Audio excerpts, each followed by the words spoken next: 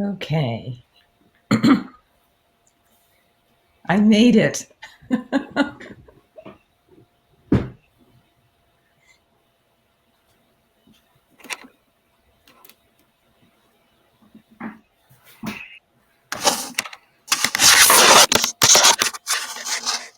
So, Jeremiah, Ann said she was not going to be able to come in immediate, a little bit ahead of time. So, I imagine she'll be with us shortly. Okay, that sounds good. And just double Barb, are you checking. starting or is she? I'm sorry? Are you starting or is she? I'm starting. So after Tremaine introduces, then I start. But hopefully she will be here by 11:30 because I only have a short piece, and then she launches into some of the basic content for chapter 3. Okay. All right, and just a quick check when I advance the slides, we can all see that changing, right? I can see that. Okay, perfect. I will remove myself from the stage.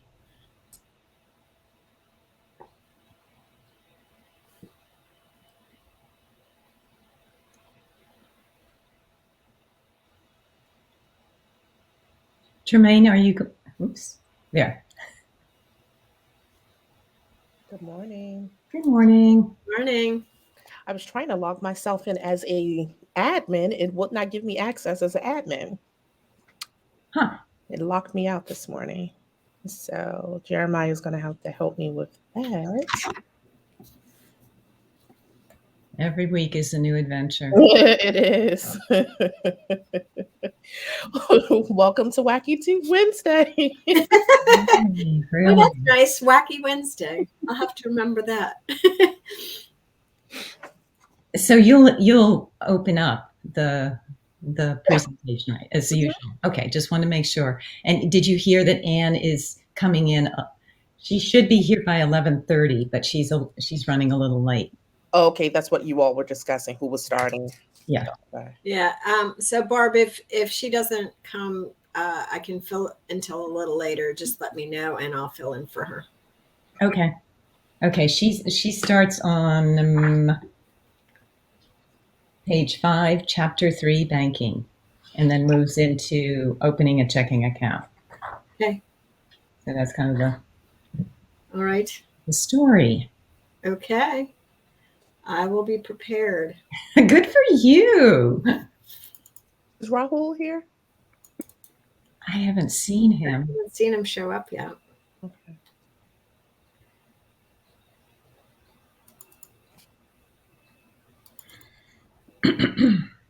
How has everyone's week been going? Busy. Mine has been busy. Yeah, me too. Don't my hair look like it? I look worn out. It's just midweek. Oh, my hair looks good because I had it done since last week, since you saw me last week. Oh my goodness. I might have to come and grab a book or two. You need to see what's in your catalog. I'm looking for Heidi. Oh boy. Okay, Raul isn't going to be here today. Ah.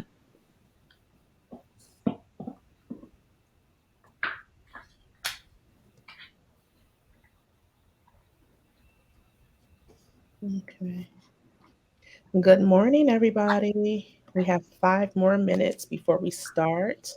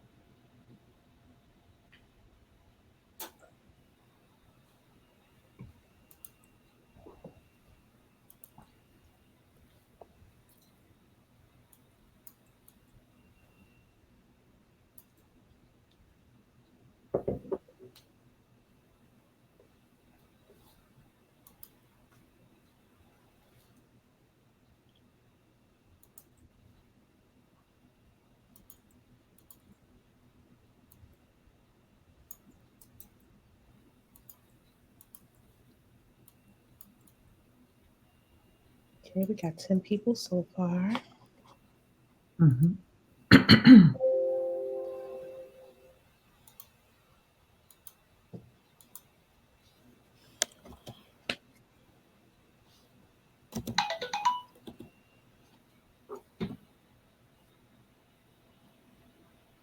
Anne says she's here. She can see us, but we can't see her. You need to move her to the podium, I think. I can't see her.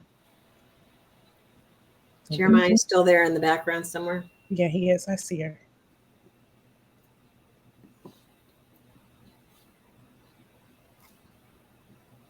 Mhm.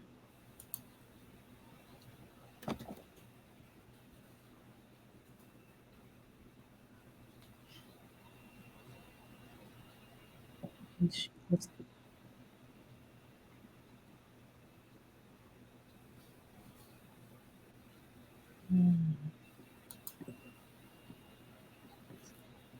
Well, I can't do anything.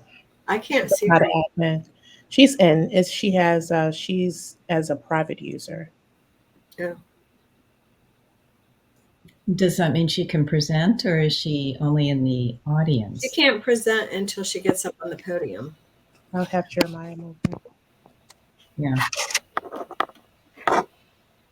She has to be up where we are.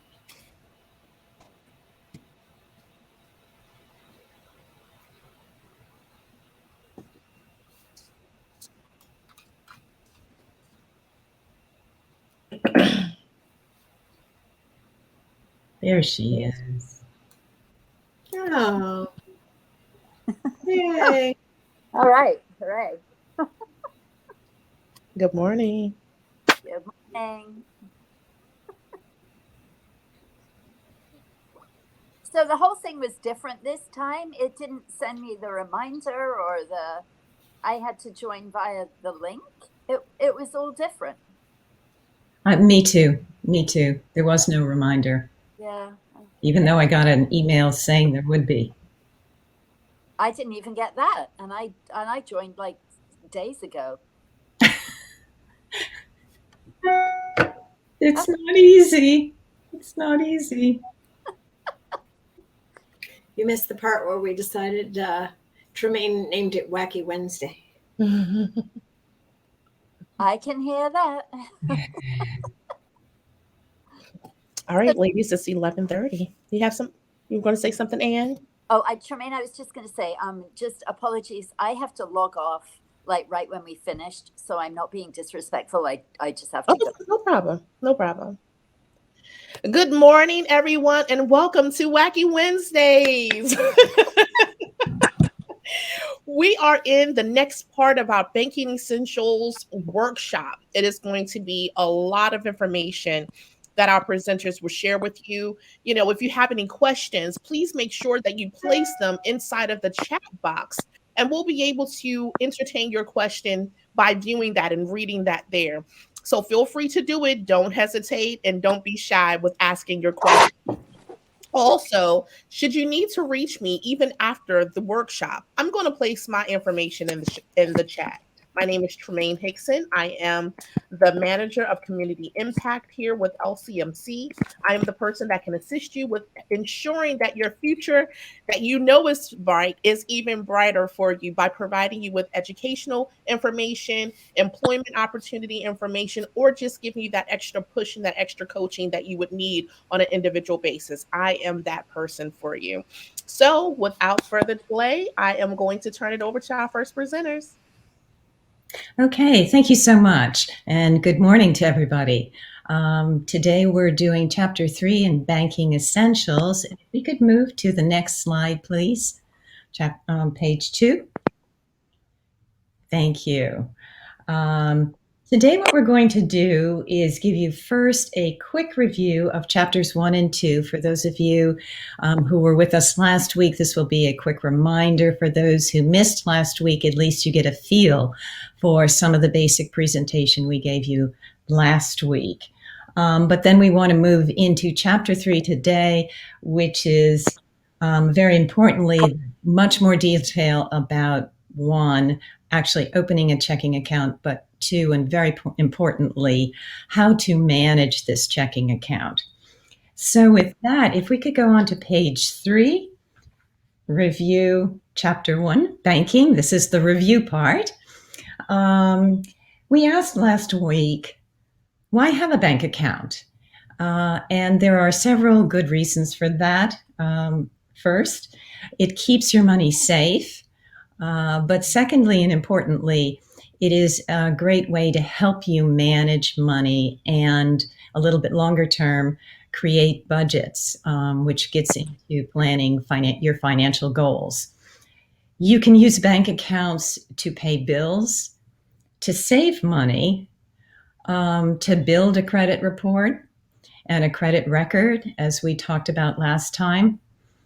And then we gave you some of the basic information around the 2 primary accounts, the checking account and the savings account.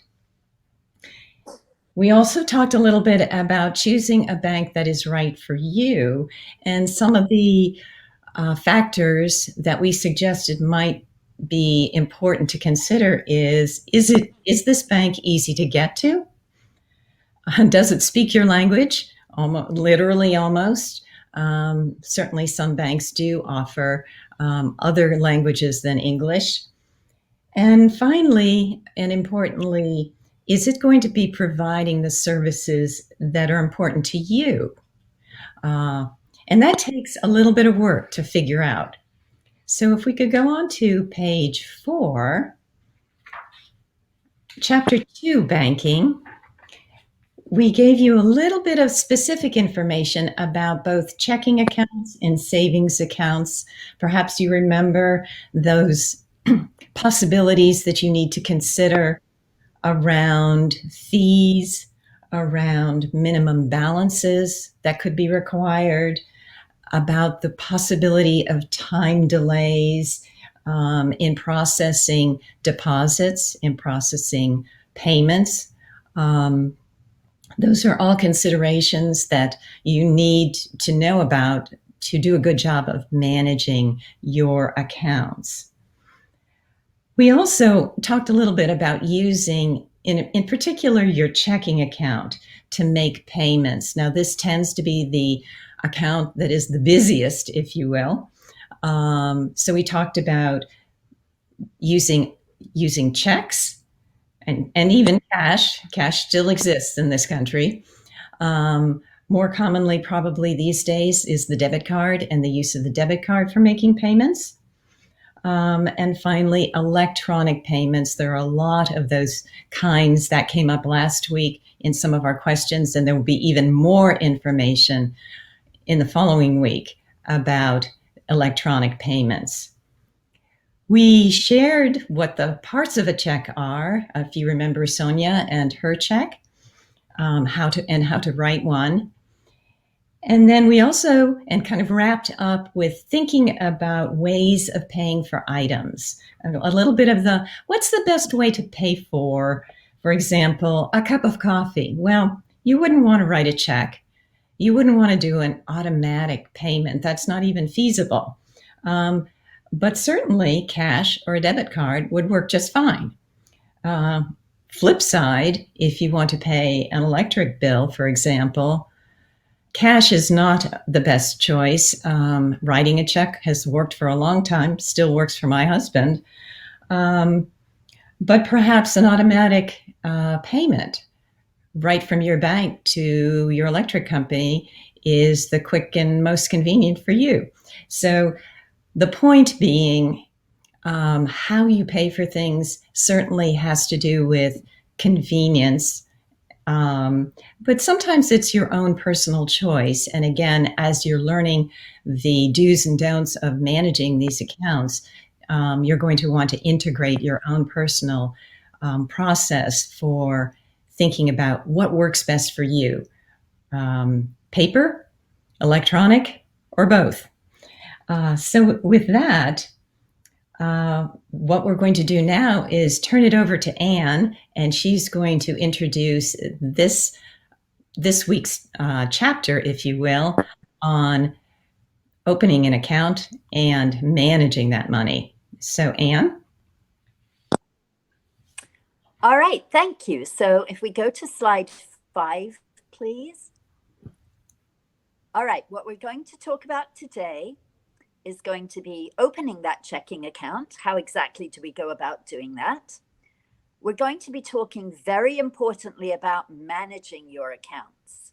Okay, this is really critical. If you manage your account well, you will set yourself up with good habits for life. And it's fairly easy to do as long as you get into the routine of doing it regularly. So we'll talk a lot about that. We'll also talk as a part of that about reconciling your accounts. That means making sure that what you think happened in the month, the bank also thinks happened in the month. And if there are differences, to make sure they're just timing differences and not real differences.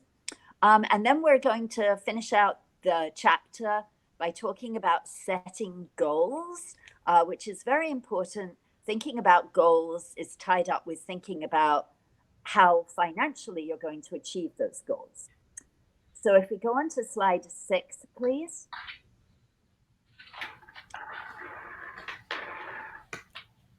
So opening a checking account. How do we actually go about opening a checking account? So before you actually go down to the bank to open the account, there's some things you want to think about. You want to think about what exactly you need, and we did talk a little bit about this last week. You want to decide what you want from the bank. You're going to look at various different banks. Okay, most of us live pretty close to probably several mainstream banks. How do we decide which of those is the right bank for us? Okay, and we'll talk a bit more about that. And when you go to the bank, you've got to be sure that you take the right items with you. Okay, there are some things required to open a checking account, so you'll want to be sure you take those with you so you don't have to go home and come back again. You want to think about the types of accounts that you're offered. Decide before you go sort of what you want. And then when you're at the bank, people will be able to give you even more information if you have questions. But it's a good idea to sort of look and see online, or maybe even call up the bank, find out what there is on offer before you go. And be aware, again, this information is often found online, of how you really start going about the process, of what is going to be on the application form, so you know what information to take with you and so on. Okay, and then you're also going to be finding out what the bank is going to give you, right? So you're going to give the bank information and maybe, some things that they'll ask for. And then the bank is going to give you back some things to get you started on using that account. Okay, so if we go on to slide 7, please. So again, here is a few more details. So before you go to the bank, think about how much money you're going to keep in the bank. Again, if you already have some money that you want to put in a savings account, then maybe you're going to open a checking account and a savings account. But usually you're going to start with just a checking account because you probably won't have all that much money to spare, right?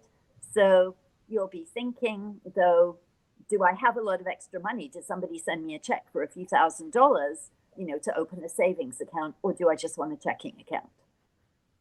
Think about what kinds of transactions are going to take place in your account. By transactions, I mean what is going to happen in your account by way of money coming in and money going out. So am I going to want to pay my bills automatically? Am I going to want my paycheck put in automatically? And both of those mean that nothing passes through my hands. It's just done from one bank to another bank. Am I going to want to make debit card payments? Do I need a debit card? Would that be useful? am I going to want the ability to put cash in or take cash out? So, what is very convenient for that is having an ATM machine. Remember, we talked about those machines last week. That's the machine that is usually outside the bank or in the lobby of the bank, where you can use it 24 hours a day to pay all kinds of things in, but also to get cash out, okay, even when the bank itself is not open. So, and think about, am I going to want to do a lot of things in person at this bank? Or am I going to be doing a lot of things more online? Okay, if you want to go into the bank in person quite a bit, or you think you might need to, then you're absolutely going to want a bank that is located or has a branch located either very close to your house or very close to your work, right? That's going to be convenient. And remember last week we talked about other things like, would we like to have somebody speaks our language there? Many things to look into. Ask also, who is going to use this account? Do I want this to be an account for just me? Or is it going to be, for example, a joint account, which means it's not only my account, but it's also somebody else's account? And the other person on that joint account might, for instance, be my spouse. So, many times a husband and a wife will have a joint bank account. That means they use the same bank account. It belongs to both of them. They are both responsible for it. So be very careful if your husband or wife is a big spendthrift and doesn't pay attention to money. Be very careful. It is your joint responsibility if both your names are on the account. So a joint account would require usually that you both go into the bank together and that you both sign the forms and so on, because it's a joint application. Okay. And it could be other family members. Sometimes people might have an account with one of their children. Any kind of joint account is possible. But again, remember, you are both then responsible for what happens in that account. Is it important to you to earn interest? As we mentioned last week, checking account does not usually earn interest. Savings accounts do. It's not at the moment a whole heap of interest, but still it's something. And also you want to be very careful, and I can't stress this enough. Look at what kinds of fees are applied or can be applied to this account. Okay, if it's an account that has a lot of possible fees and you're not very careful with your money, then really beware. Like, you could end up paying a lot of fees. There are a lot of bank accounts that are sort of simple checking accounts where they might have restrictions. For example, you might have to keep a minimum balance. You might only be able to have a certain amount of transactions per month. But in return for those restrictions, the bank is a little bit more generous with not having you have so many fees or possible fees on that account. Okay, so it's well worth looking into these things. Again, the information is usually online, or sometimes you can go in the bank and they'll give you a brochure for you to look over with all the different kinds of accounts, because usually there may be offered more than one kind of checking account or more than one kind of savings account. And you do want to look carefully to make sure that you get the one that best fits all these needs that I've just spoken about. Okay, so quite a bit of thinking to do and information gathering to get before you actually go to the bank to open your account, but it will make sure that you open the accounts that are best for you. All right, so with that, we'll go back to Bob. And the next slide, please, number 8. So after listening to Anne, you figured out basically what you think you need from a bank, but there's still one more step that we would encourage you to take, and that's to go online and compare different banks, because you certainly in this area would have some different choices. And before you actually go to one bank to open an account, it's probably worth a little time to go out online and choose those 2, 3 that you think are most likely to give you what you want and compare them one to the other. And as Anne was suggesting, here are some topics that you might want to consider as you're doing this comparing of different banks. Certainly fees, as Anne has emphasized, these can be problematic if you're not careful.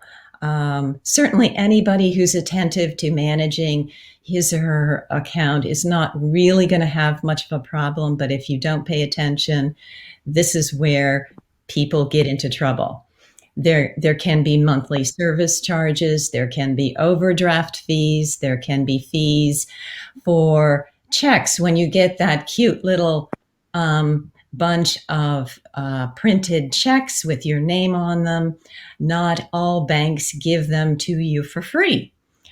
It depends on the type of account that you have chosen. So these are not normally large fees, but they can add up. And even fees for online banking, depending on which kinds of transactions you're choosing to use. So fees is always one of the objects to compare bank to bank. Features is another. Consider the features that are being offered or not offered. Does the bank want a limit on the number of transactions that you would be engaging in? That's one way to control costs. To Anne's point about fees for services, less transactions, less cost to the bank, less likely need for a quote unquote service charge. Wait time on deposits, for example, this is not as much of a burden as it used to be, but you're going to want to know what the bank's procedures are in holding deposits, so to speak. Electronic bill pay, very, very popular now, and less of a big deal, more integrated into many of the account offerings. But again, are there any differences bank to bank that are important to you?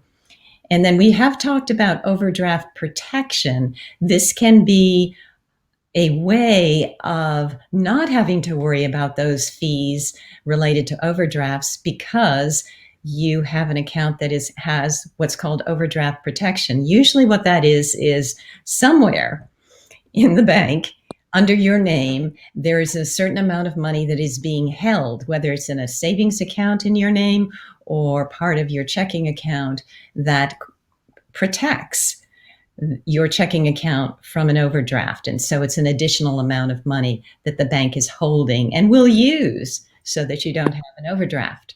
It can be a very nice service if your income streams are a little bit unpredictable, but your bills are not unpredictable.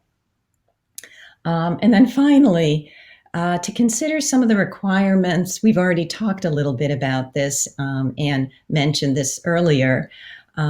Is there a minimum opening balance? In other words, when you go into the bank, is there a specific amount of money that you have to open that particular account? And similarly, and an extension of that is, in general, is there a minimum balance to have that account, not just on the day you open the account, but all of the time?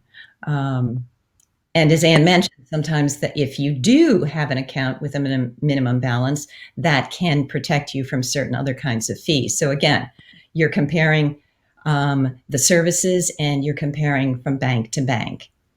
And finally, is there a requirement for a direct deposit? This is not as much of an issue unless you have some sort of special circumstances. And think of an elderly individual, somebody who's fairly old, is on Social Security perhaps, and has a limited amount of money just limited amount of money period has certain expenses that must be paid.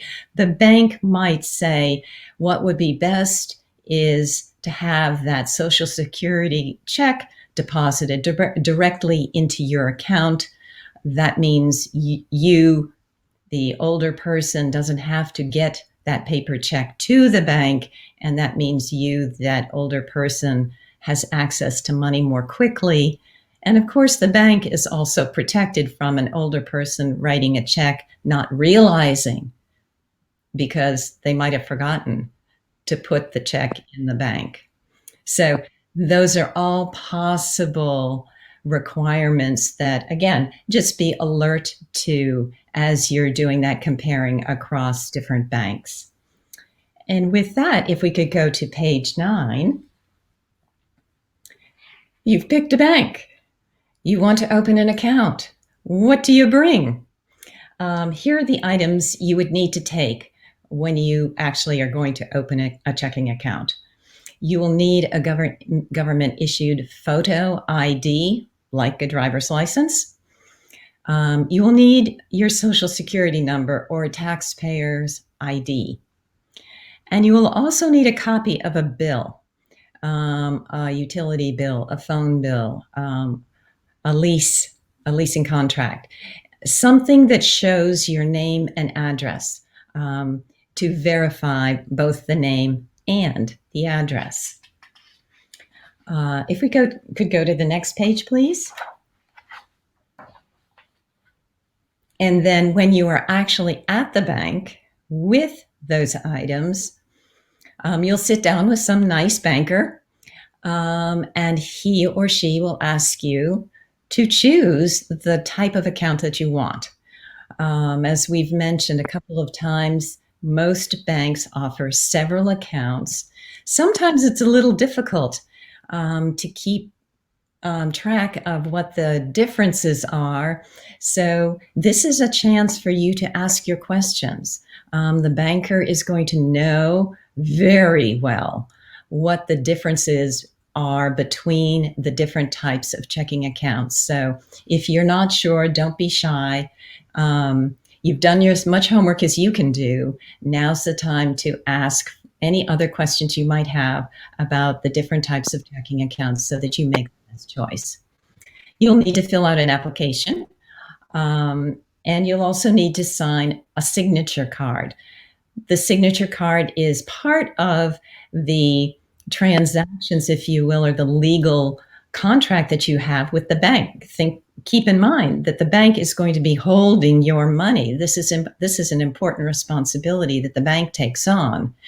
And they will need to know what your signature is, because you are the only person, you or whoever is on that account, who can make a decision about that money. And bankers take that very seriously, that responsibility seriously. So that's why you have this, let's call it, fairly formal process for setting up an account.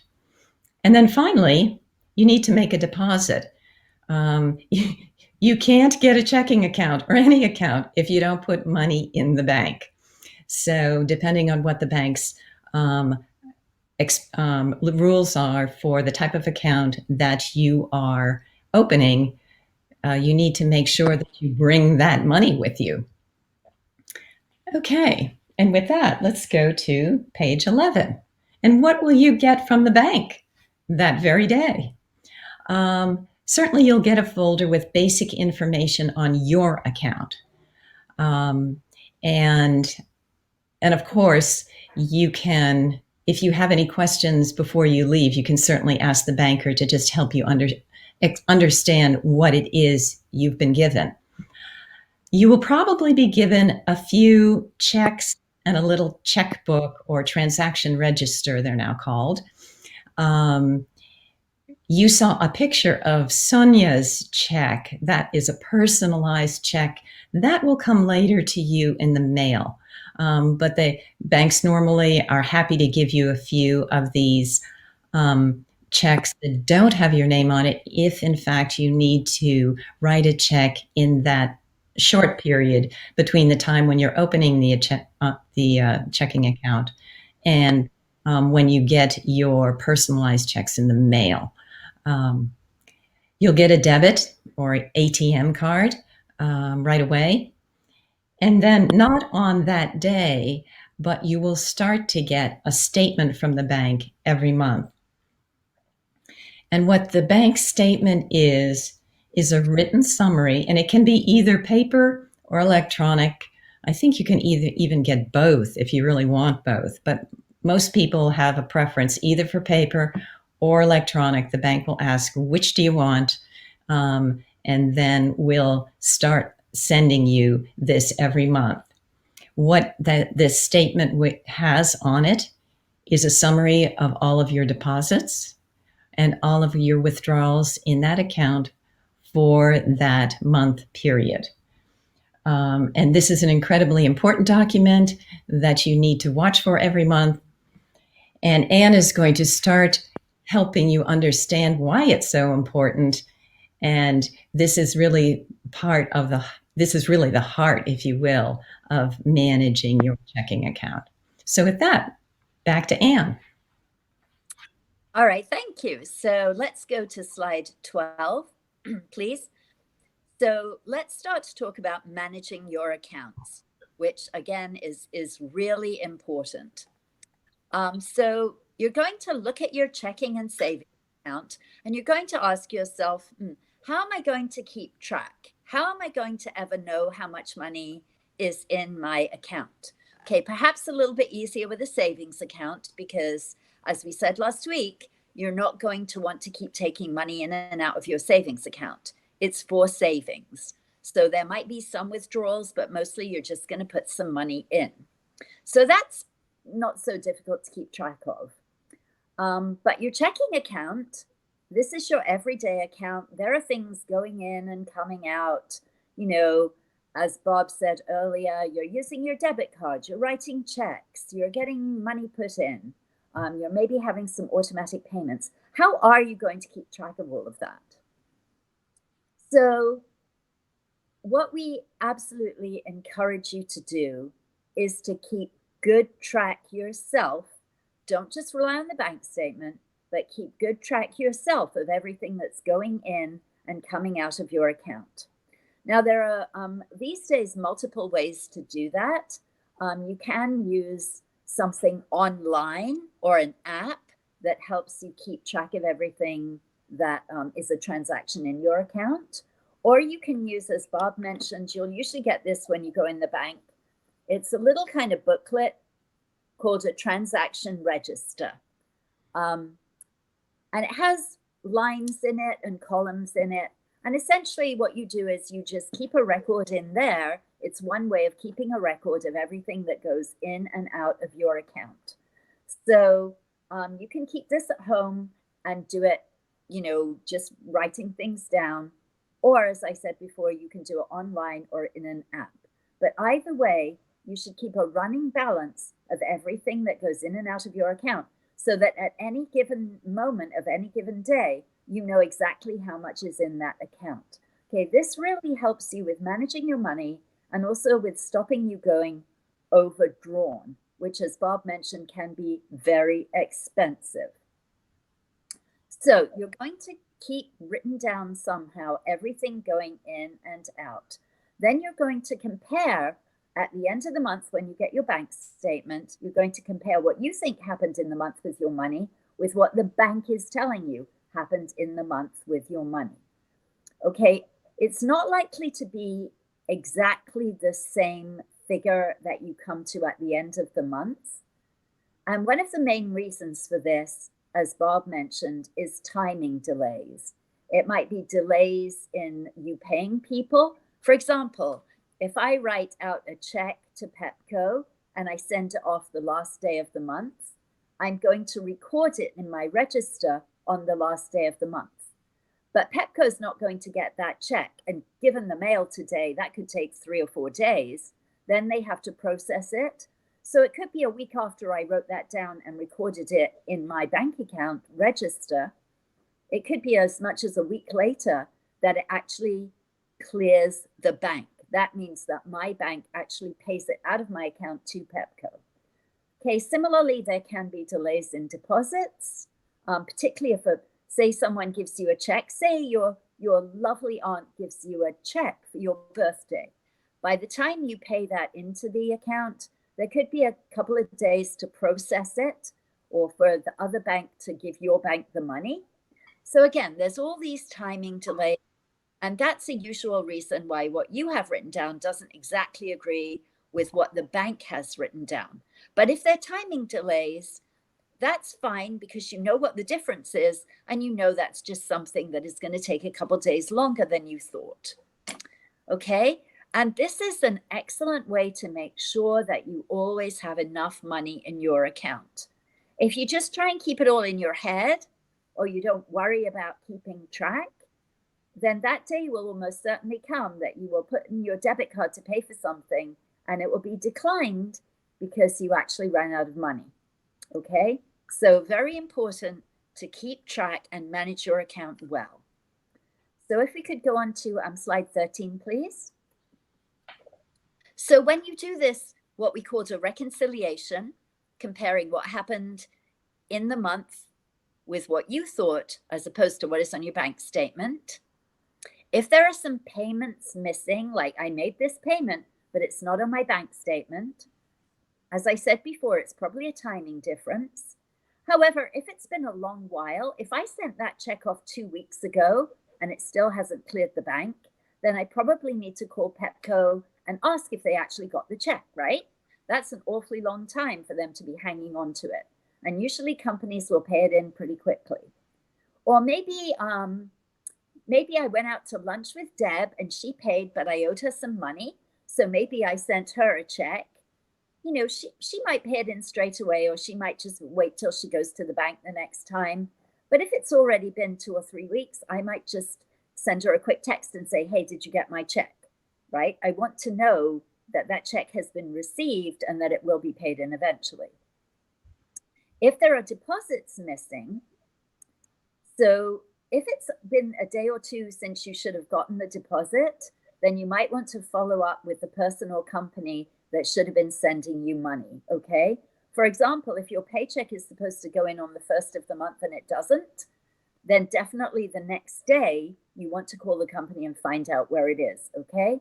Some things there should not be any or very much delay. Some things, as we said, like checks, there will be more of a delay. And some things are instantaneous. So using a debit card, as we said last week, that should come out of your bank account the minute that you pay or put your card into the machine or use it online. That money should come out of your account straight away. So if there's any delay whatsoever in a debit card payment processing, you know to follow up on that straight away. Okay, you can usually do this yourself. So you look at the statement, you look at your records, you do some comparison, you figure out what's going on, you see if they're just timing differences, or you see if there's something that you didn't know about. For example, maybe you didn't keep good track, you went overdrawn and the bank charged you a fee. You might not know about that fee till you get your bank statement, right? So you need to know and go, oh dear, and add that to your records. Okay, similarly, if the bank pays you interest, usually that's just shown on the bank statement. And again, you go, oh, good, great, I got some interest. And you add that to your records because you know it's correct. If things are not agreeing and you don't know why and you can't understand what went wrong or why the reconciliation is different, you can always go into the bank. They will always, give you some guidance. That's what bankers are for, is to help you. So you can do that. But usually this is something that you can figure out on your own. Okay, but there is help if you can't. So slide 14, please. And let's talk a little bit more about reconciling your accounts.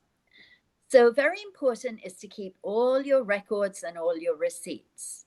It's very easy these days to spend money, particularly with a debit card. It goes in the machine, it comes out of the machine. If you don't get a paper receipt, you may not remember what it was, exactly how much it was, and you may forget to record it, okay? So what I do is I keep all my receipts I just stick them in my purse, and then at the end of the week or whatever, I take those several receipts out and I put them in a folder. And then I, update my little transaction record, my written statement, once in a while, maybe once every week. I look at all my receipts, I write them all down, and then I leave them in the folder until I have done the bank reconciliation and made sure that everything is cleared, everything agreed, and everything is fine. Okay, then I'll probably still keep the receipts for a bit longer, especially if it's something that I might want to return. But, at least I've had the receipt, I've made sure that everything's correct, and it's all good to go. So you're going to be comparing your bank statement with what you've written down as backed up by these records that you're also going to keep. So the records could be payroll stubs for things that were direct deposit, other kinds of deposit. If you go to the ATM machine, always get a receipt, always keep it, okay, because that will remind you that you did in fact withdraw $100 that day. If there are any electronic payments, especially automatic payments, you're going to have some kind of a bill to back that up, like your electric bill from Pepco. Okay, especially if it's an automatic payment, it can be a different amount every month. So if it's, say, the rent, that's probably the same amount every month. If it's your Pepco bill, it's probably a slightly different amount every month. So you will need the bill to know exactly how much it was that month, okay? You'll also have kept a record of your checks, and usually your checkbook will have a little piece of the check. So you pull out the check, and there's a little piece left called the checkbook stub, on which you write some information about the check, who it was paid to, the date, and how much it was. So you'll need that information. Again, as I mentioned, the easiest thing to lose or not keep track of is those debit card receipts.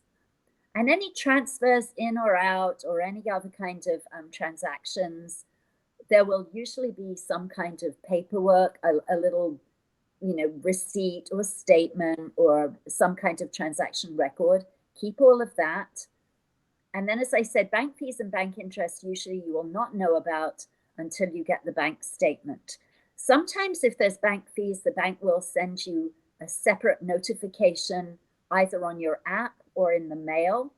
Typically, by the time they mail it and it gets to you, it's already past the end of the month and it's been on the statement anyway. If it shows up in the app, that's much quicker and easier to record. So again, you're keeping all of these bits of paper, at least for the month, so that you can look at what your records are, you can look at the bank statement, everything is backed up by the receipts, so that if there's a mistake, you can tell the bank, look, I have the receipt right here. It wasn't for this much, it was for this much, okay? And you have proof. So again, keep everything, try and keep it all in one place. If it's on an app, that's great. Otherwise, use like a paper folder or something. Just keep it all together. Things get lost if you leave them in your purse too long, if you stick them in your pocket, if you stick them somewhere in the house, like keep it all together, okay? This is really good money management.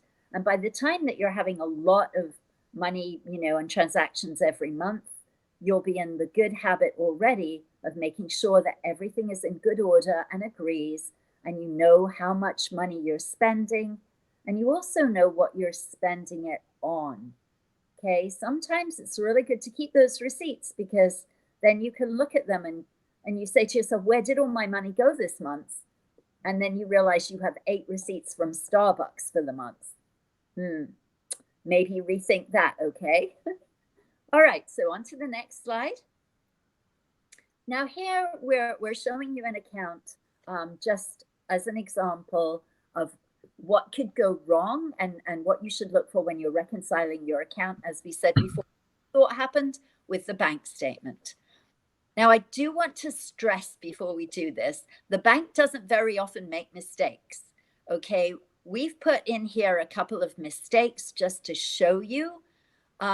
It's much more likely that you are going to have made the mistake than that the bank is going to have made the mistake, all right? It can happen. But don't panic. Don't think the bank makes mistakes all the time because they usually don't. But we did put a statement here, Sonia's statement, just to give you an example of how you should look at the bank statement. So this bank statement for Sonia shows two accounts. The one at the top is her checking account. The one at the bottom is her savings account. Note, checking account, a lot of entries, a lot of transactions. Savings account, only a couple of things. So she's gone through it and she's matched up with what she thought happened with her record, with what the bank is saying happened. And you'll notice that she's ringed a couple of things. So she's ringed a check because it looks like that same check came out twice.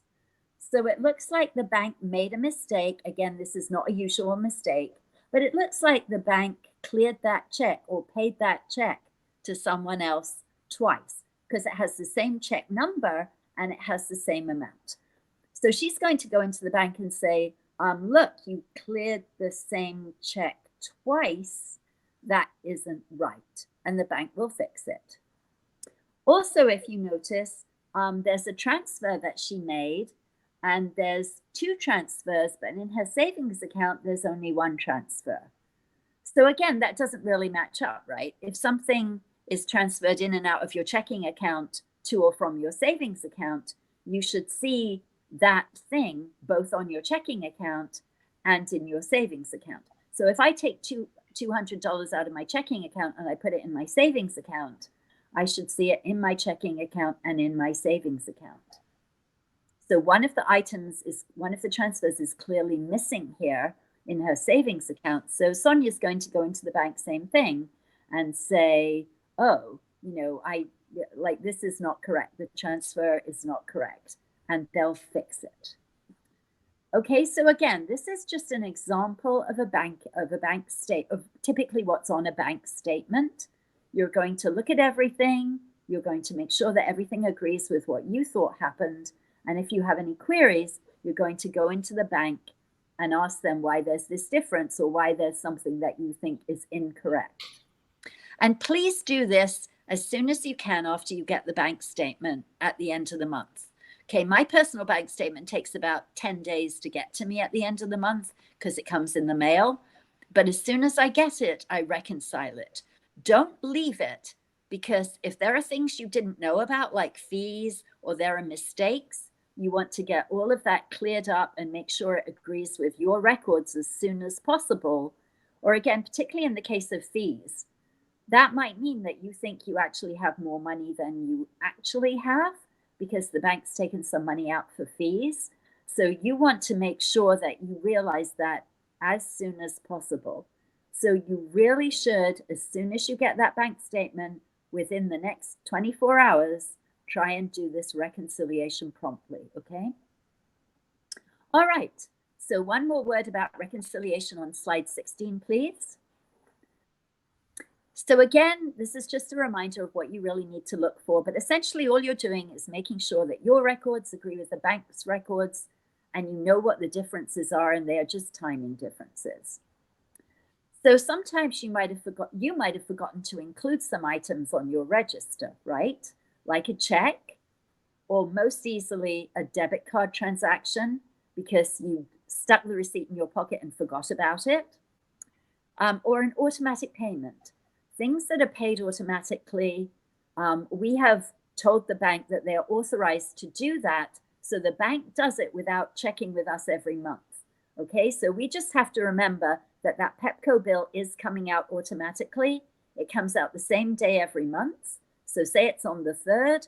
So on the 3rd of the month, we write in our transaction register what the Pepco bill amount was for that month. And we will know that it has been paid automatically. So we mustn't forget about those automatic payments. As I mentioned before, you may have written out a check somebody didn't cash yet. If it's been a few days, it's probably just a timing delay. If it's been a couple of weeks, you should probably check that the person or company did get the check. And again, sometimes the bank puts things on there that you didn't know about, usually fees, or sometimes we're happy to learn some interest. And sometimes you may have gone into an overdraft situation because you didn't realize that you had less money than you thought, maybe because you thought that a direct deposit was going in and it actually didn't go in when you thought, it was a couple of days late. And so you relied on that money being there, you paid out some money, and unfortunately that made you go into a negative position, which caused a fee. Okay, so you're going to look in very great detail and very carefully to make sure that you know what has happened in your bank account that month. You're going to make any necessary adjustments, and you're going to speak to the bank if you think there's been a mistake or if there's something you don't understand. And I can't stress enough how important this is, that you do that every single month as soon as you get the statement. Okay, so with that, let's go back to Bob to close us out with setting goals.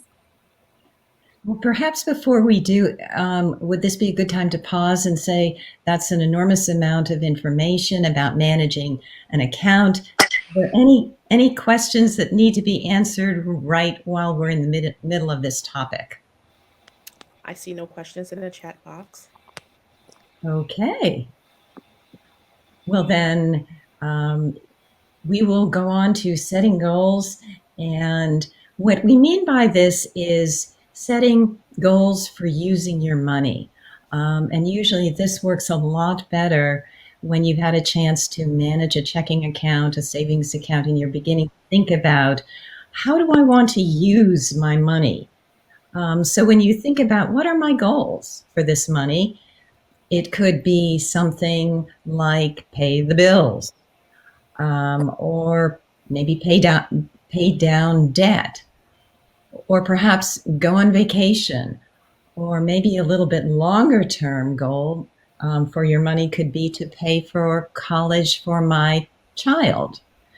There are a lot of different types of financial goals, and what we're trying to suggest is now's the beginning of time to think a little bit about what your goals would be for this money, and then think about what kinds of accounts do I need right now, and perhaps even thinking a little bit into the future for how I want to use this money. And so how do I decide which way to use this money?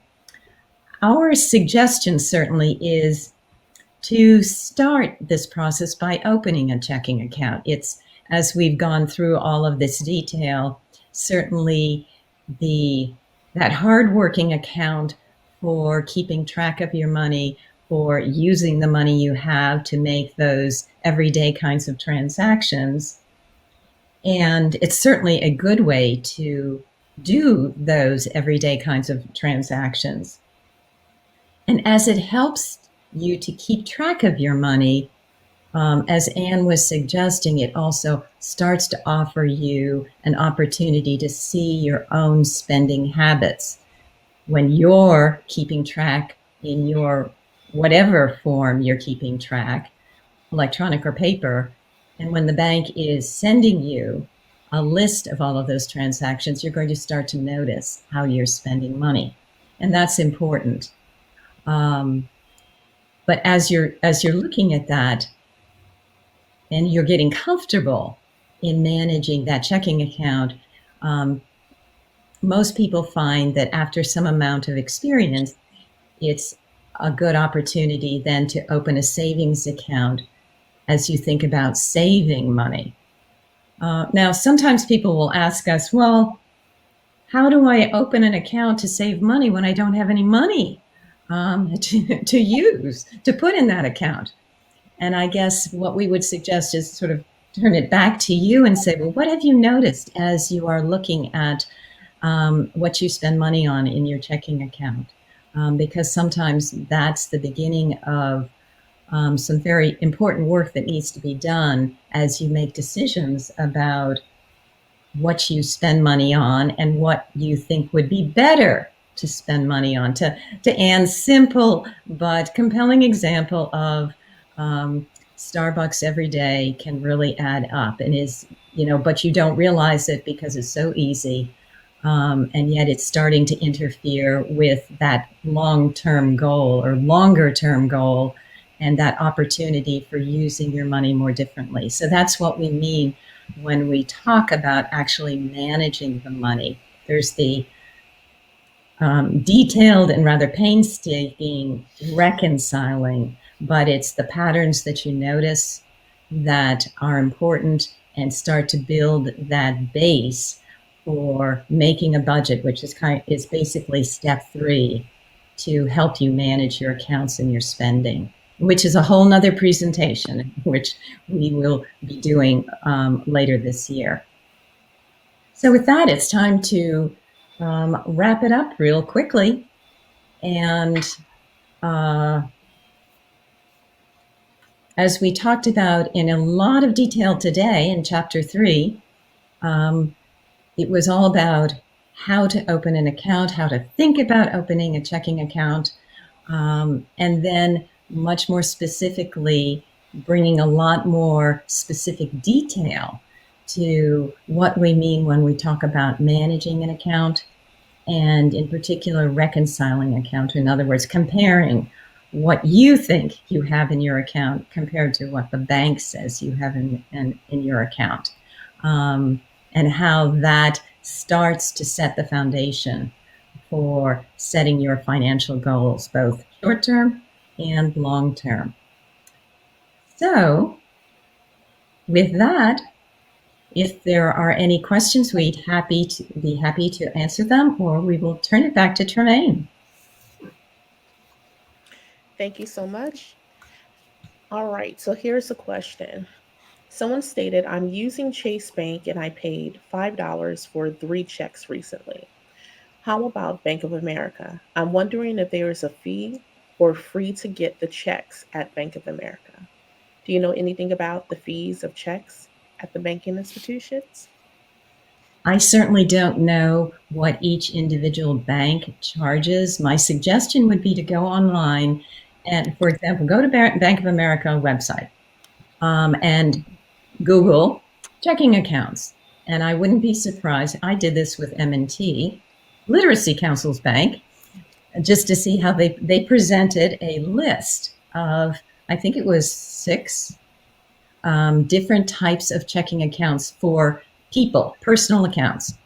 And then they provided what they, all of the detail of each one of those types of checking accounts.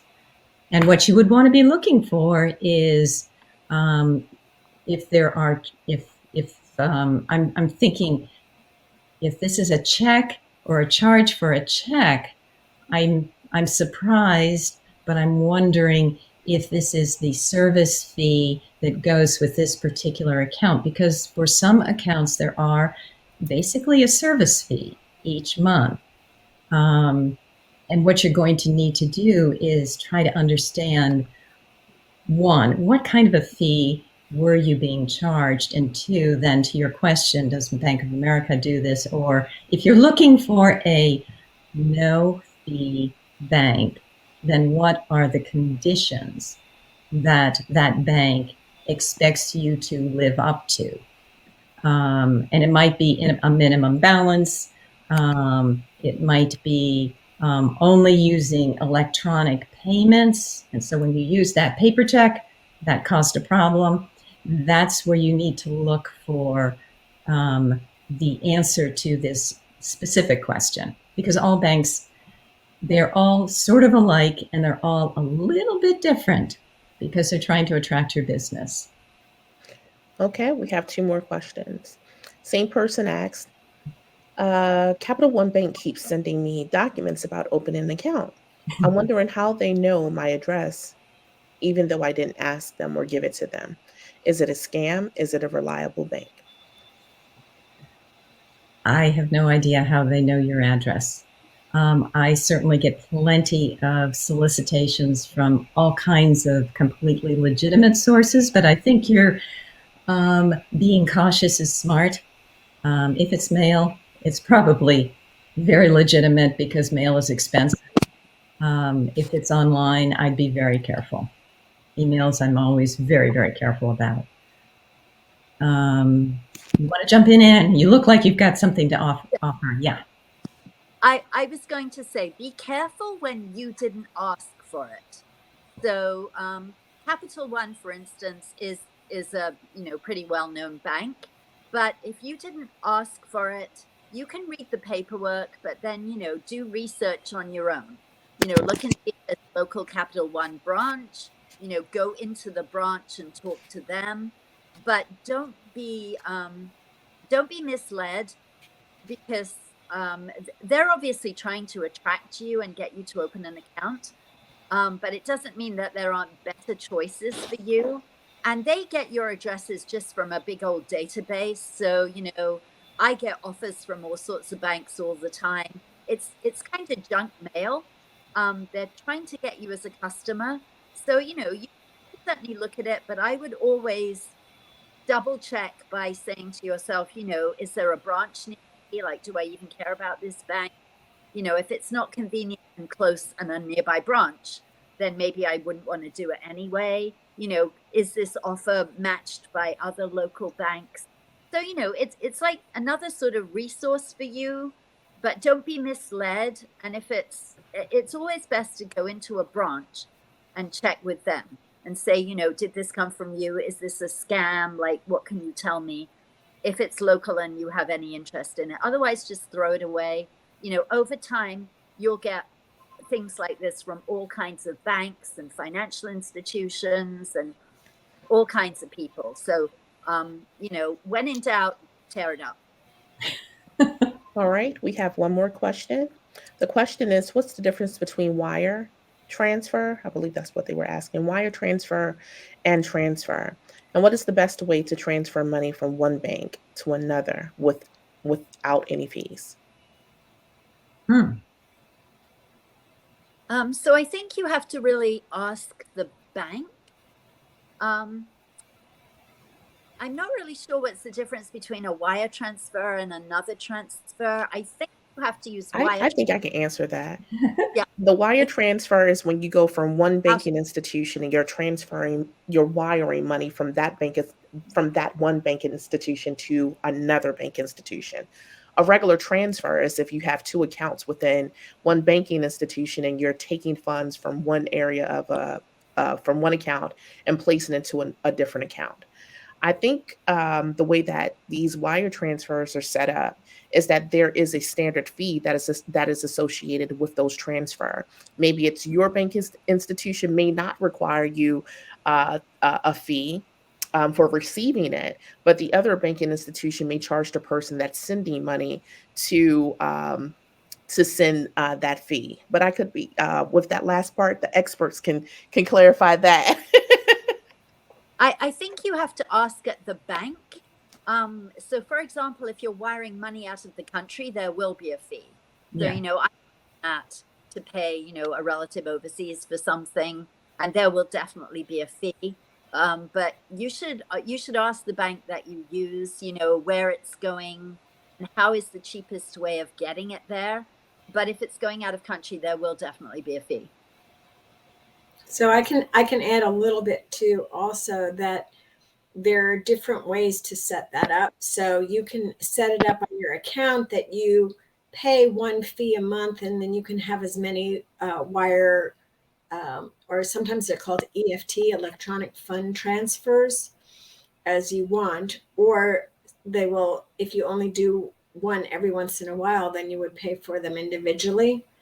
And like was already said, you probably don't have to pay for it unless you're sending money. If you're receiving money, the person who sent it is the one paying the fee. And the banks love to have you get money in electronically. So that's something that a lot of times, if you're setting up those monies to come in on a regular basis, like the direct deposit for your paycheck, that they'll actually give you a break on some of the other fees. So I think what you've heard all day is you really need to talk to your bank about your specific needs, because different banks are different, but inside one bank, you will find all kinds of different plans that could be available to you. Okay. It looks like that's all the questions that we have in the chat box. Excellent job, presenters. A lot of information, great information again. Thank you so much to our 55 participants that participated in the workshop today. We're really excited. We were able to see all of your lovely faces. We hope that you will join back with us next Wednesday as we offer another workshop that's geared towards finances and banking. Again, I place my information in the chat box, Tremaine at lcmc md.org if you should have any additional questions regarding personal goals, educational goals, or employment goals. I am the person that you can speak with regarding all of those things. If there's no further questions, we thank you for joining and have a wonderful rest of your Wednesday. Bye bye. You're welcome, Maria. Thank you, Ming Wong.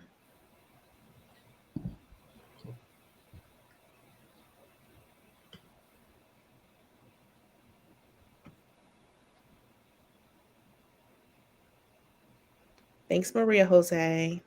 Thanks, Miss Choi. Thank Alessandria. You're welcome. Thanks, Membria. Thanks, Chris.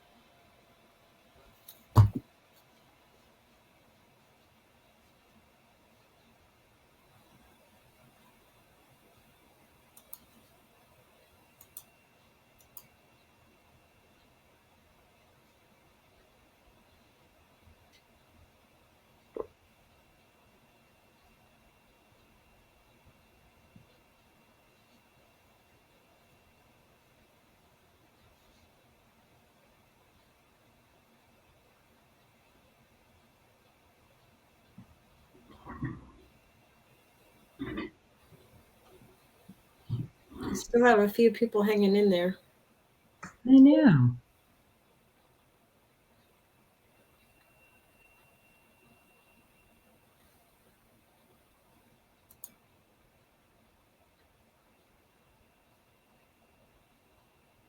Well, is there anything we need to talk about right now? I don't think so either. Okay. Yeah. We'll be we're meeting what, Friday? Yeah. Yeah. Oh, All right, we'll catch up then. yeah. Okay. All right. Bye-bye. Bye.